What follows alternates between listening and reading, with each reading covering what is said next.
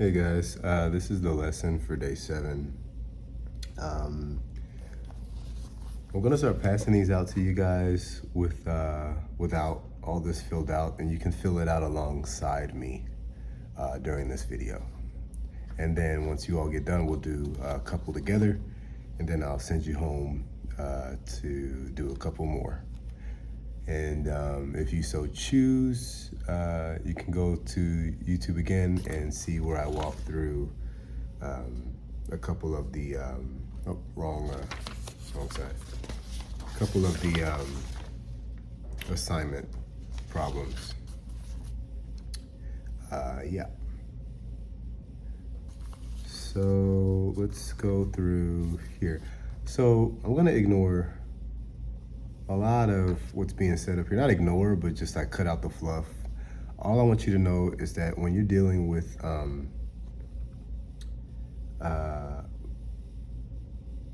ratios, you can, first of all, I want you guys to write part to part and part to whole right here, okay? Eventually, we're gonna start making these boxes that represent parts and wholes. So, like if I have part 1 and part 2 is going to, part 1 plus part 2 is going to always equal the whole, right? Whether we're talking about the ratios or the real deal. So part 1 and part 2 are always going to equal the whole. And when they say part to part, they go, okay, part to part means you're comparing part 1 to part 2. So if I said let's just ignore all this for now. And then let's say this is our ratio box. Yeah.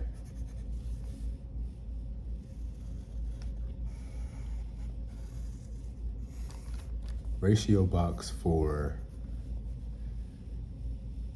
let's just keep it current.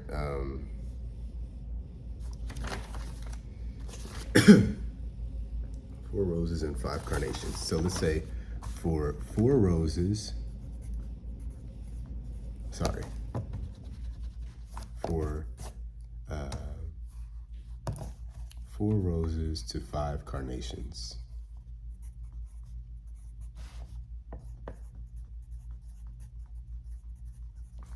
And so in my little, this is why we write in pencil, guys. I'm making a number of mistakes right now. So under my little bullet, I put my arrow. 4 roses to 5 carnations. I know 2 is going to be a ratio or a colon, right? So I can say 4 to 5.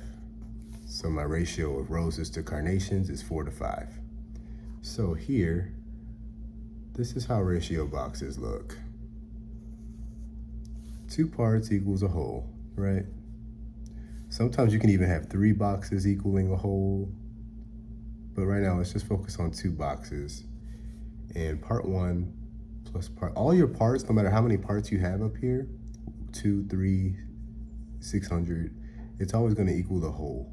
But for now we only have 2. So let's say part 1 and part 2 and the whole, or total. Let's say total. Okay, so right here, guys, I want you to know the difference. This is gonna be our ratio box. And just to get it in your heads that the ratio is not always the number you're looking for. This box is going to be the exact same thing, exact same shape. Part 1, part 2, and the total. Yeah. But the difference is, I'm gonna call this, because some of you guys like this wording, the real deal box.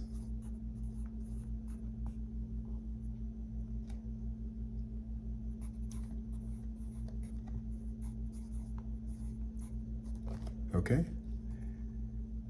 And what I mean by that, let's say, okay, part one, we're gonna call this part one, we're gonna use this for the roses. So let's say 4, part 2 is 5.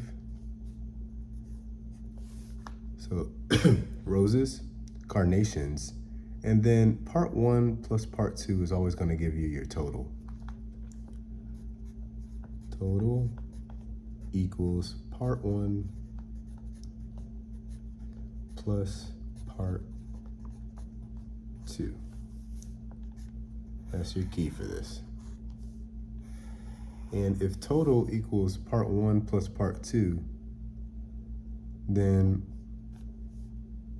how do we find, like, let's say if we didn't, well, let me just do this first. Part 1 plus part 2, 4 plus 5 equals what? 9. Okay, this is our ratio box, guys. This is all just a representation of the actual numbers that we're going to be dealing with in the real world, excuse me.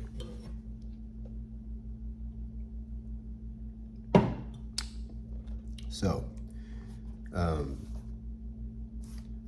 let's say for every 4 roses, we have 5 carnations, and let's say we had, in the real world, we had like 8 roses, right? Well, how many times does 4 go into 8?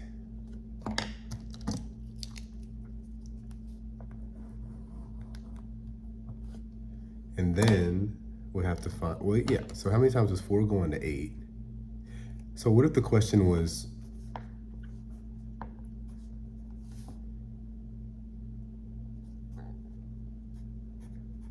if there are 8 roses in total,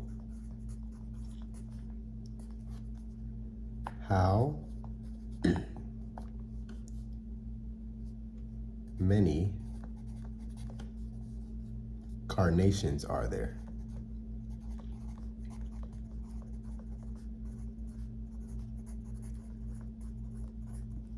This is pretty easy to find, or this is pretty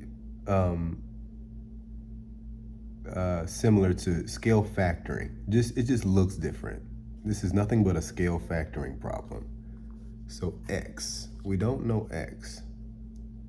And remember, our part 1 is going to be roses and part 2 is going to be carnations. When you guys are taking a test or just doing your work, I expect you to just write roses and carnations or whatever your units are here. But just for the sake of clarity, I'm going to keep these part 1 and part 2 just so you know the relationship down here. So if there are 8 roses in total, how many carnations are there? So remember when I said the ratio is not always the same as the real deal?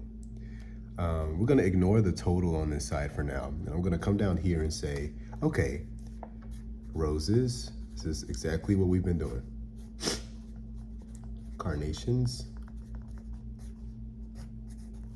for every 4 rows, this is the ratio side, okay? I'm gonna separate it again.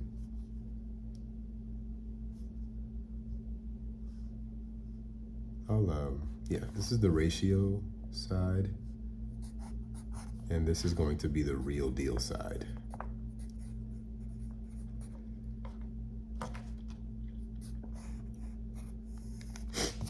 Ratio is always going to include the word ratio or a comparison, like for every blah blah, for every 4 blah blah, 2 5 blah blah. So always look for these 2 words right here. Ratio or 2. This always means you're gonna put it in the ratio box. But in this question, I say if there are 8 roses, I don't see the word ratio in here at all. So I'm gonna put that in the real deal box because we're talking about real numbers here, not just representations, not just the ratios. We're talking about the real numbers. Hopefully you can see the difference by the end of this. But so for every Let's see. So we have roses up top, carnations on the bottom. Remember, it does not matter where we're putting our units unless we're doing unit rate, which we're not. So these are always going to be equal, by the way. And you're just going to multiply. So how many times is 4 going to 8? Let's do this first because it'll make more sense. How many roses do we have on our ratio side? 4. And these ratio numbers tend to be smaller than the real deal. Not always, but in general. Just keep your eye out for these words, ratio or 2. If you don't see those, then you're dealing with the real deal. For every 4 roses, we have 5 carnations on the ratio side. See, ratio is equal to, for every 8 roses, we have X carnations. How do we find this, guys? We can use the butterfly method, but for the sake of this, I want to use scale factoring just to show you how this relates.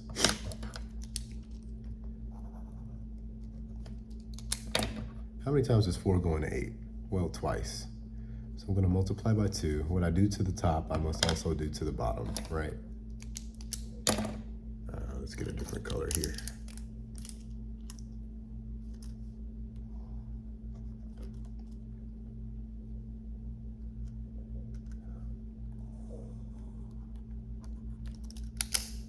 Right. So what I do to the top, I must also do to the bottom. So I multiply by 2 to find X. So that means X must equal 2 times 5, or X equals 10. This is our answer for this question here. 10 carnations.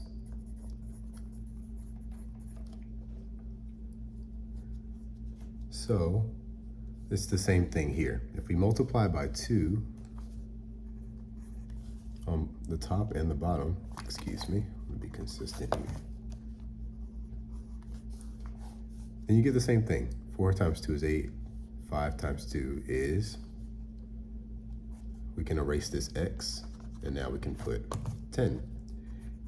And remember what I said here? Total equals part 1 plus part 2. So how many roses do we have total? 8 plus 10, which is 18, right? That's the total. They didn't ask for it, but now we know it.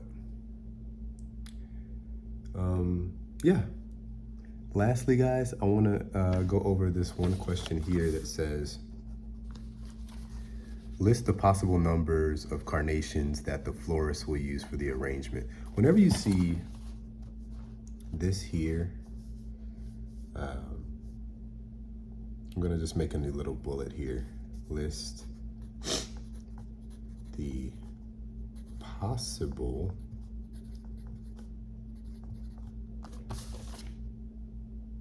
numbers of carnations. Whenever you see this,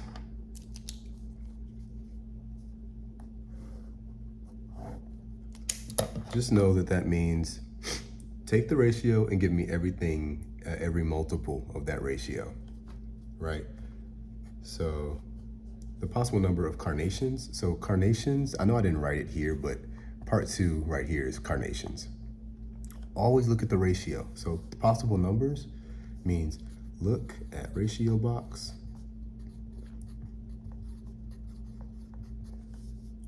And then you're going to then list multiples of that number.